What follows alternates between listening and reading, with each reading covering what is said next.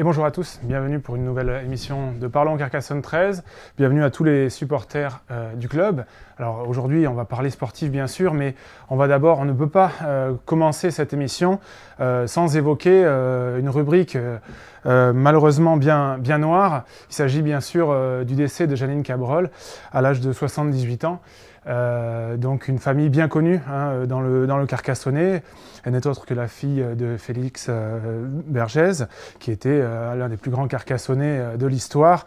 Alors tout de suite, le club de Carcassonne 13, par l'intermédiaire de Rémi Bertrand, a souhaité communiquer à ce sujet et dire un petit mot, c'est bien naturel. Donc je vais tout de suite demander à Rémi de s'exprimer à ce sujet. Oui, bonsoir à tous. Écoutez, j'ai malheureusement la responsabilité au nom du club de faire état de ce qui s'est passé, c'est-à-dire que la grande famille trésiste est en deuil.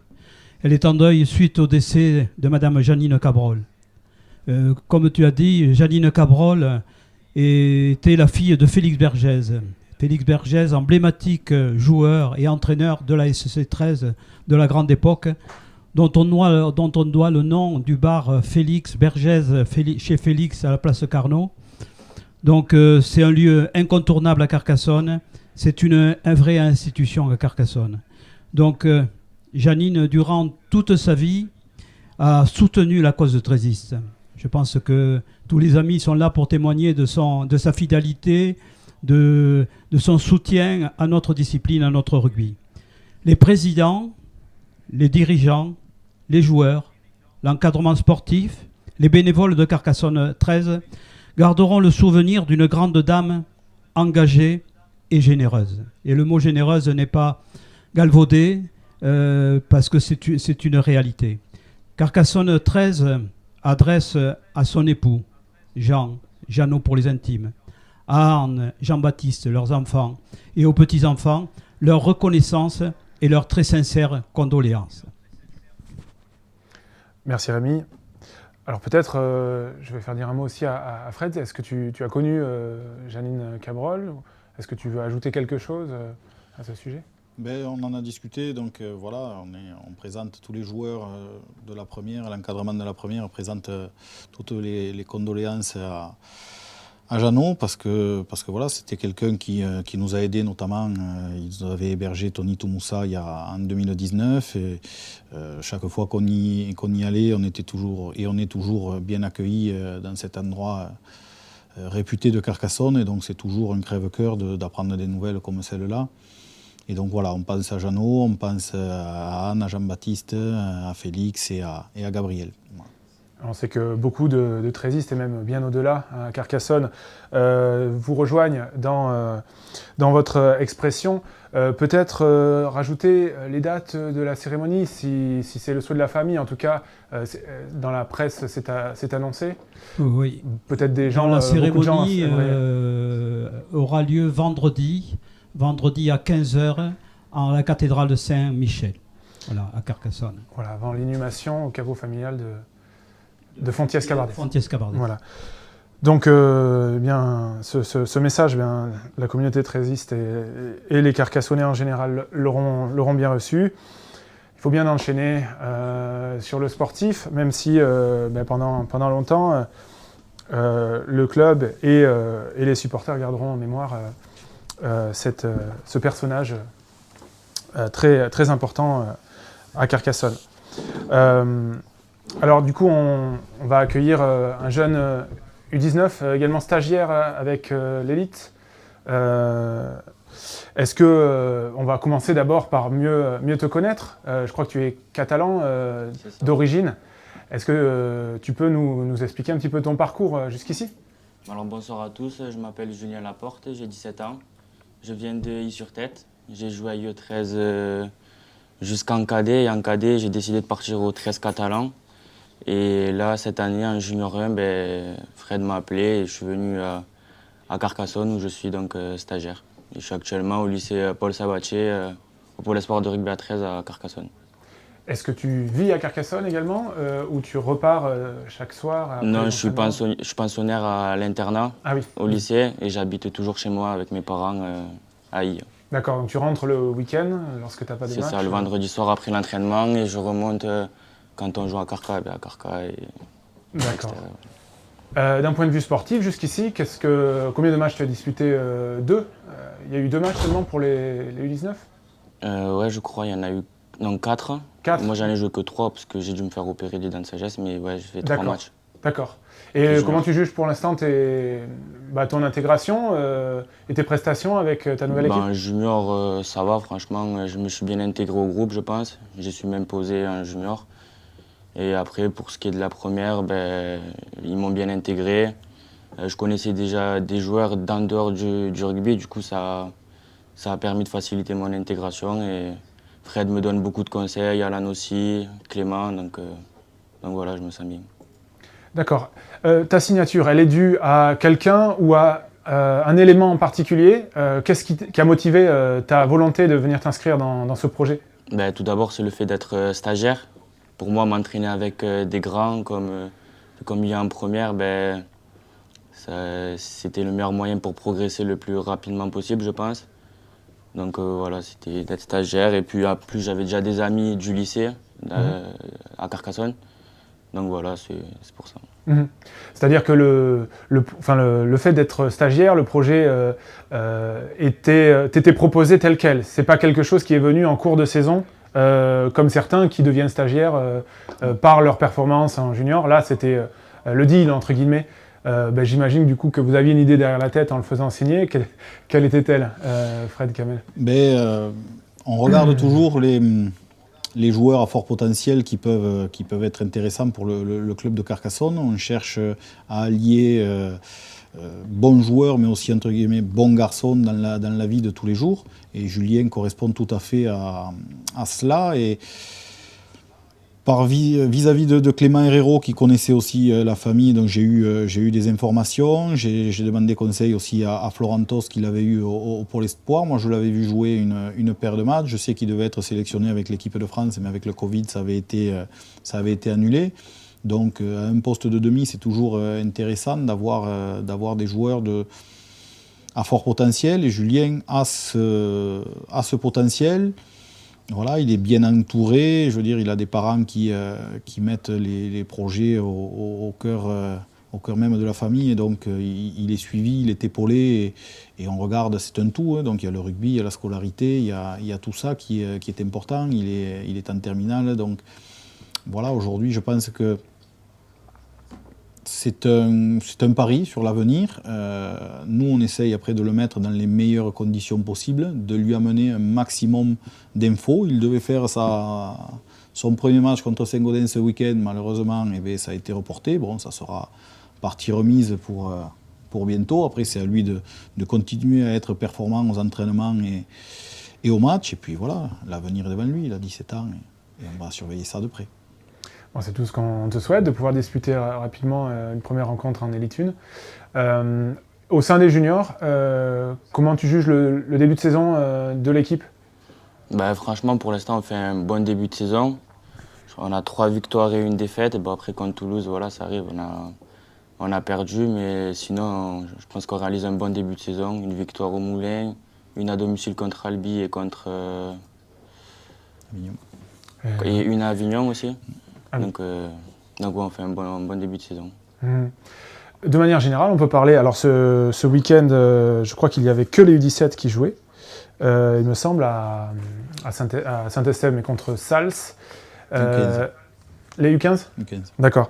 Mais que ce soit les U17 ou les U15, et puis les U19, donc l'académie et les jeunes, en tout cas, disputent un bon début de saison. Enfin, est-ce que Fred, tu es d'accord avec moi là-dessus?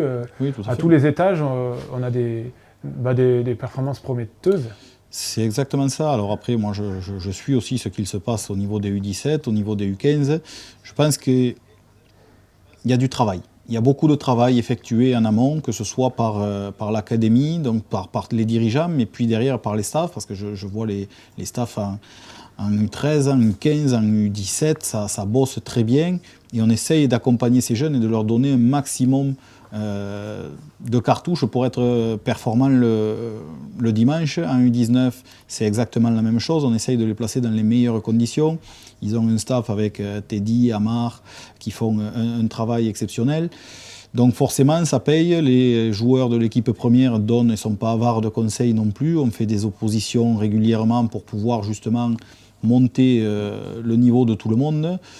On est en train de travailler à voir justement à faire un entraînement commun avec les U15, U17, U19 et première. On voudrait faire, sur la dernière semaine de décembre, on voudrait faire un entraînement poste par poste, c'est-à-dire que, mettons, tous les demi vont travailler sur le jeu au pied, les talonneurs vont travailler sur certaines choses, les arrières sur autre chose, les ailiers, etc. Et comme ça, des joueurs de l'équipe première peuvent donner des conseils sur les U15, sur les U17. Donc Jean-François Albert fait un travail remarquable de coordination sur tout cet ensemble-là. Donc je vous dis, c'est le travail. La volonté commune, que ce soit des dirigeants de l'équipe première, enfin de Carcassonne 13 et les dirigeants de l'académie qui veulent donner un maximum de billes à ces garçons pour que les couleurs jaune et noires rejaillissent sur le rugby à 13 français. Bon, en tout cas, c'est génial de pouvoir renaître un petit peu parce qu'il y a eu des catégories qui avaient soit disparu, soit en tout cas qui avaient passé des années un peu plus difficiles.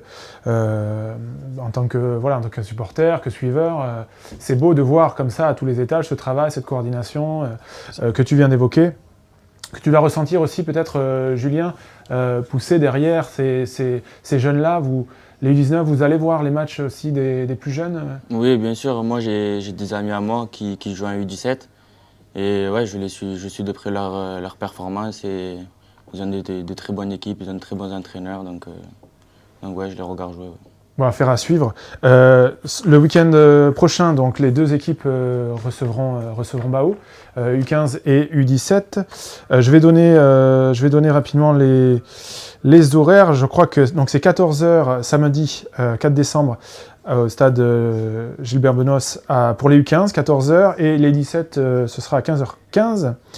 Tant qu'on est dans les petites annonces, le Varl recevra Villefranche ce week-end, le Varl, la réserve donc, de Carcassonne.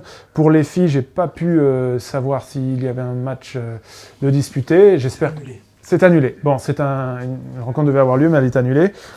Donc, on ne s'attardera pas dessus. Justement, en parlant de match annulé, ça me fait la transition parfaite pour revenir donc, sur les Litunes. Le week-end dernier devait avoir lieu un match face à Saint-Gaudens, qui, lui, un club qui vit des mois très compliqués, qui a du mal à se structurer pour l'instant. Est-ce que dans la programmation, dans la préparation sportive, c'est quelque chose qui vous embête? Ou est-ce que vous vous dites peut-être qu'on gagnerait à avoir une opposition, si le match aura lieu dans 2 semaines, 3 semaines, peut-être un peu plus étoffé pour vous préparer vous-même? Enfin, voilà, comment est-ce que vous avez vécu cette annulation? Après, c'est toujours embêtant de reporter des matchs parce que pour le rythme notamment, c'est toujours bien d'enchaîner et de pouvoir continuer. On avait fait une bonne performance contre Toulouse, on aurait voulu enchaîner sur Saint-Gaudens pour pouvoir aller à Villeneuve. Bon, après, c'est comme ça, hein. Il y en aura d'autres, sans doute, des matchs annulés, que ce soit la météo. Je regarde ce Covid aussi qui arrive, on le regarde dans le rétroviseur attentivement.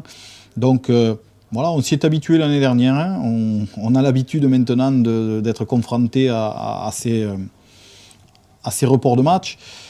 Le truc, c'est qu'il faut être réactif. Il faut être très réactif et donc on va regarder, soit on le regarde le verre à moitié vide ou à moitié plein. Moi, je vais le regarder à moitié plein pour la simple et bonne raison que voilà, si on peut jouer le 19, le dernier match devait être le 12 contre les Catalans, on aurait repris le 8 janvier contre Limoux, ça ferait un mois de coupure complète. Mais là, si on joue le 19, ça fera un peu moins sur la coupure, sur la trêve des confiseurs. Donc forcément, on va le regarder de ce côté-là, et positif. Et voilà, maintenant, on est tourné vers Villeneuve et puis on verra les Catalans après. Et si le match de Saint-Gaudens est mis juste derrière. Justement, on est encore en tout début de saison, tout le monde n'est pas au même niveau de nombre de matchs joués, mais bon, Lézignan se détache déjà, Limoux, Carcassonne, sont en place. Et là pointe son nez, justement, Villeneuve, Cette équipe, c'est pas qu'on les attendait pas, puisque chaque année, ils progressent un petit peu, mais eux, contrairement à Saint-Gaudens, justement, ils n'ont pas attendu pour performer. Est-ce que c'est un outsider, voire même un favori crédible là, pour les places qualificatives cette saison? Oui, clairement, ils prétendent à être qualifiés dans les 6. Après, Villeneuve, ça reste une institution de rugby à 13 français. Il y a un staff qui est, voilà, Olivier Janzac, il connaît très très bien le rugby à 13, c'est l'un des meilleurs coachs en France. Constant Villegas, qui était un super joueur, rentre dans ce staff-là et donc va amener sa science aussi. Loïc Carpen est un des meilleurs préparateurs physiques aussi. Donc ils ont un staff qui est très, très performant et donc qui est capable de faire évoluer ce groupe de joueurs. Je pense que l'année dernière, ça manquait un peu de liant dans cette équipe-là. Et que cette année, ça, ils l'ont trouvé. Et je pense que voilà, il y a beaucoup de joueurs du cru et qui la mayonnaise est en train de prendre. Et des jeunes joueurs qui s'intègrent parfaitement à cette équipe. Et là-dedans, il y a ce Biscaro qui joue troisième ligne est très très intéressant. Il y a ce Benoît en seconde ligne qui est bien. Van Berg devant qui est intéressant aussi. Des garçons comme Dubertrand, comme Brioux qui sont là. Des garçons comme Bachouk, comme Escoder. Je veux dire, il y a une jeunesse villeneuvoise très intéressante. Quand vous mettez autour de ça des joueurs avec de l'expérience, que ce soit les Geoffrey Zava qui a joué ici, Lasven, Kriouache, Masselot, ça fait un ensemble intéressant. On va voir ce que valent les étrangers qui sont arrivés, les deux frères Davis. James Tutaï au centre, Gavin Marguerite, ça reste une paire de centres vraiment intéressante au niveau élite. Donc Villeneuve, attention, il faut surtout pas les prendre à la légère. Et puis, les déplacements là-bas, c'est toujours compliqué. Là, ils annoncent un temps qui va pas être folichon. Donc, voilà, ça va être un voyage compliqué, comme chaque fois qu'on va à Villeneuve. Bon, vous avez l'habitude de ce genre de choc, de match important. C'est pas ça qui va vous faire peur non plus. En revanche, est-ce qu'il y a un domaine que vous avez travaillé plus particulièrement où tu as repéré dans les premières confrontations une marge importante ou en tout cas voilà, des défauts à corriger et que là qu'il va falloir à tout prix c'est sur la gestion de la possession de balle. C'est là où on s'aperçoit que dès qu'on est en possession du ballon et qu'on ne le jette pas au premier ou au deuxième tenu, forcément qu'on est plus dangereux. Quand on répète les chaînes, on l'a vu contre Toulouse, quand on est je crois qu'on a 17 chaînes complétées sur 20 en première mi-temps, ça fait 26-0 à la fin. Forcément, quand on confisque le ballon à l'adversaire et que nous, on l'exploite comme il faut, et bien, avec les garçons qu'il y a dans cette équipe, le plan de jeu qu'on met en place, forcément qu'on crée de l'incertitude dans les défenses adverses et que quand on arrive à breaker la ligne, souvent, sur le tenu d'après, ça va à dame. Donc, c'est ce qui nous manque aujourd'hui, c'est de la constance dans la gestion du ballon. On a eu 55% de complétés contre Avignon, 50% contre Albi. Contre Lézignan, on était bien en première mi-temps, mais en seconde, je crois qu'on est à 45%. Et contre Toulouse, je vous dis 100%, non pas 100%, mais 85% en première mi-temps, 50% en seconde. Forcément, on prend quelques points, même si on a réussi à en marquer d'autres. Donc c'est vraiment là-dessus qu'il faut... Je ne dis pas de restreindre, parce que ce n'est pas notre philosophie, on n'est pas là pour restreindre le jeu, mais ne pas forcer les choses. Et souvent, on a tendance à vouloir marquer sur chaque portée de balle, et des fois, en étant un peu plus patient, un peu plus raisonné, en étant un peu plus intelligent, on score sur le coup d'après, et c'est là où il faut qu'on soit meilleur. Puis on ne joue pas pareil contre Lézignan que face à Villeneuve. J'imagine que le plan de jeu peut être un petit peu différent. Il y a des équipes face auxquelles, au contraire, il faut être expérimenté, il faut être un peu filou, il faut être patient, etc. Puis d'autres équipes où il faut être plus créatif parce que, j'imagine que voilà, oui. Il y a un plan un peu particulier à chaque match. Après, oui, on change certaines choses, mais après, sur la philosophie globale du jeu, on aime à Carcassonne, on aime pratiquer un certain jeu. J'aime pratiquer un certain jeu. Je veux dire, mes adjoints sont d'accord avec ça aussi. Jean-François Albert, c'est la même chose. Voilà, il y a un jeu, une identité de jeu qui nous est propre, une philosophie où on aime faire circuler le ballon, on aime poser des questions à cette défense. Patrick Alberola était comme ça aussi. C'est notre ADN. Donc, que ce soit Lézignan, Villeneuve ou pas, on va jouer au ballon. S'il pleut, on va tenter des choses aussi. On ne va pas se contenter d'un jeu à une passe. Et ça, c'est pas notre équipe. Oui, ça passe rarement, et puis c'est pas votre philosophie. C'est ça. Mais contre Lézignan, ce que je voulais dire, c'est que ce genre d'équipe, il faut être flamboyant. Ça ne suffit pas d'être bien organisé. Il faut prendre des risques, plus peut-être que sur d'autres rencontres. Tout à fait. C'est ce qu'on n'a pas fait, notamment en finale l'année dernière, où on s'est contenté d'un jeu stéréotypé. Et on n'a pas été assez créatif, alors qu'on l'a été toute la saison. Et ce jour-là, on s'est restreint. Et ça ne nous a pas réussi, puisqu'on n'a marqué que 2 fois, alors que toute l'année, on marquait au minimum 4 essais par match. Alors là, au niveau de l'infirmerie, pour évaluer un petit peu les forces en présence de notre côté, est-ce que tu pourrais faire un point sur ceux qui reviennent, ceux qui restent? Là, on devrait rentrer quelques joueurs. Donc, il y a Meika Seroulevou qui devrait obtenir sa licence. Je crois qu'elle est arrivée aujourd'hui. Donc, il pourrait postuler à une place dans le groupe. Reste à l'infirmerie, donc il y a Alexis Escamilla qui est encore touché au niveau d'une cuisse, qui a une lésion. Donc, on ne prendra pas de risque, il ne jouera pas ce week-end. Vavae Tuilagi devrait revenir début janvier.